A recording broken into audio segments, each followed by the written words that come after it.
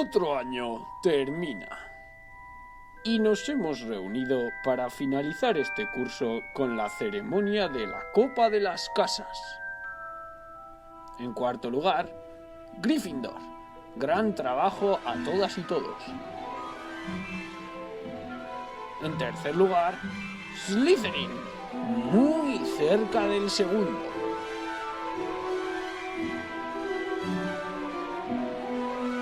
En segundo lugar, Hufflepuff. Solamente a 7 puntos del primero.